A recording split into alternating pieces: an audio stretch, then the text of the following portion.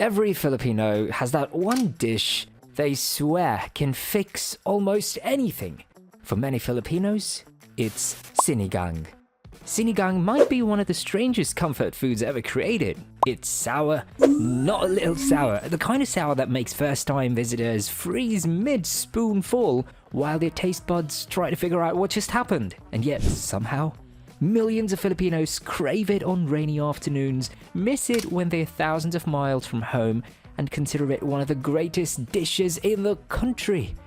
Which raises a fascinating question. How did a soup this sour become one of the most beloved foods in the Philippines?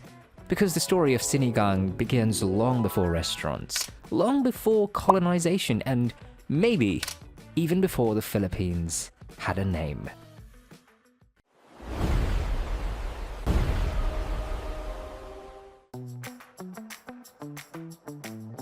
To understand sinigang, we first have to understand something unusual about the Philippine Islands themselves.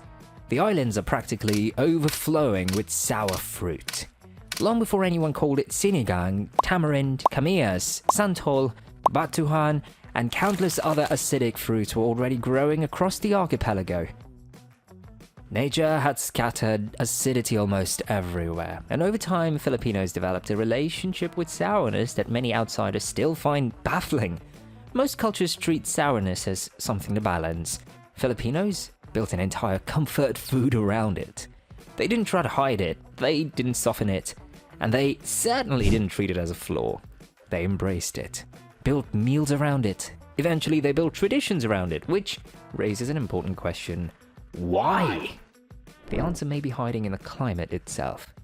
The Philippines is hot, humid, and relentlessly tropical. In that environment, intensely rich foods can feel heavy, but sour foods do something different. They feel refreshing. They wake up the palate. They make a hot day feel just a little more bearable. Over generations, sourness became more than a flavor. It became a preference, and that preference slowly embedded itself into the culture. This is what makes the story of sinigang so fascinating, because unlike many famous dishes, its origin may not begin with a single recipe, or a single cook, or even a single region. Its story may begin with an entire archipelago gradually falling in love with the same taste. Long before there was a nation called the Philippines, there was already a growing appreciation for something sharp, bright, and unmistakably sour. And from that taste preference, one of the country's most beloved dishes would eventually emerge. Here's where the story becomes unusual. Nobody actually knows who invented sinigang, and that might be the most Filipino thing about it. Most famous dishes can be traced back to a specific person, place, or a moment in history. Sinigang cannot.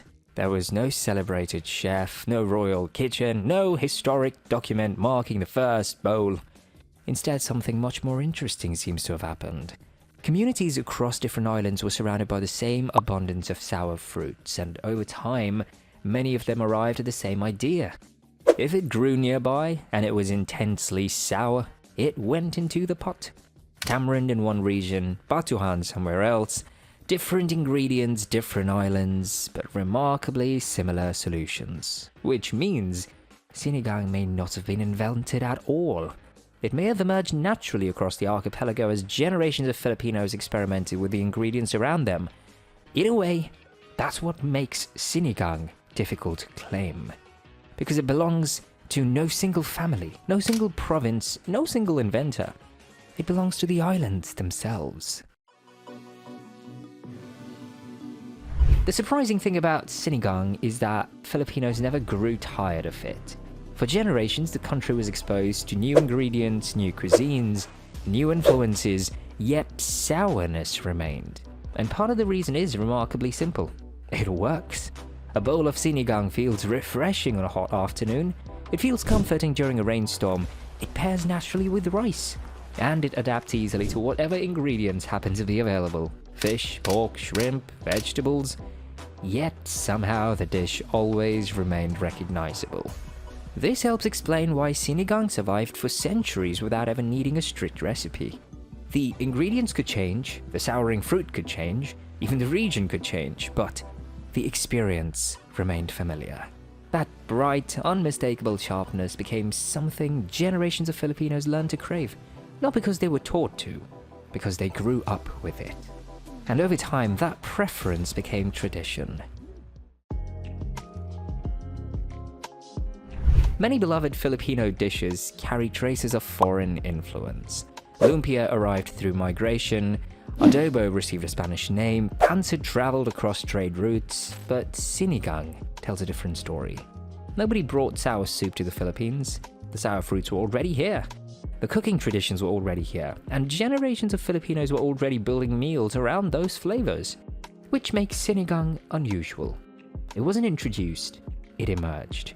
While empires arrived and departed, the core idea behind sinigang remained remarkably familiar. A sour broth, local ingredients, and a flavor that generations of Filipinos continued to recognize as their own. In many ways, sinigang isn't just one of the country's most beloved dishes, it's one of the oldest surviving culinary identities. Now, this doesn't mean every Filipino agrees on what sinigang should taste like. Far from it. If you want to start a surprisingly passionate debate at a family gathering, ask a simple question. What makes the best sinigang? Some will defend sampalok with absolute confidence, others swear guava creates a richer, more fragrant broth, and in parts of the Visayas, many will tell you that batuan is the only correct answer. The funny part is that everyone is convinced they're right.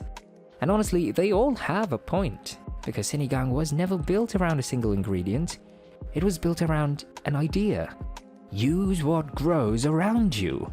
Make it sour, make it comforting, and share it with the people around you.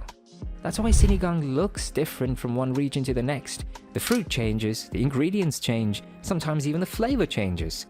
But the spirit remains remarkably familiar. Maybe that's the secret. Sinigang survived for centuries not because it stayed the same, but because it never needed to. Ask a Filipino to picture sinigang, and something interesting happens. Most people don't imagine a restaurant. They don't picture a chef or a perfectly plated bowl. They imagine weather. Rain hitting the roof, grey skies outside the window, steam rising from the table. Somewhere along the way, generations of memories attached themselves to this soup, and eventually the food and the feeling became inseparable. For many Filipinos, sinigang doesn't just taste like home, it tastes like a specific moment inside home. A rainy afternoon, a crowded dining table, conversations stretching into the evening, and for Filipinos living abroad, that connection can feel even stronger. The smell of tamarind simmering on the stove isn't just dinner, it's familiarity, it's memory, it's a reminder of where you came from. And sometimes that's all it takes. One spoonful, one aroma, and suddenly thousands of miles don't feel quite so far away. So yes, to someone trying sinigang for the very first time, it may seem like an unusually sour bowl of soup, but its story is much bigger than that. Because sinigang isn't just a recipe, it's the result of generations of people adapting to the same islands, the same climate, and the same abundance of sour ingredients growing around them. Long before anyone called these islands the Philippines, people were already discovering that sourness could be refreshing, comforting, even essential. And over centuries, that simple idea evolved into one of the country's most beloved dishes. Maybe that's what makes sinigang so special. It doesn't belong to a famous inventor, it doesn't belong to a royal kitchen, and it doesn't trace its roots to a distant shore. It belongs to the islands themselves. And perhaps that's why sinigang feels different, because every spoonful carries something uniquely Filipino. The ability to turn something sharp into something comforting. Now, we want to hear from you. What's the definitive souring agent for sinigang? Team Sampalok? Team Kamias? Team Batuan? Or are you about to start a very passionate family debate in the comments? Let us know below. And what Filipino food origin should we uncover next?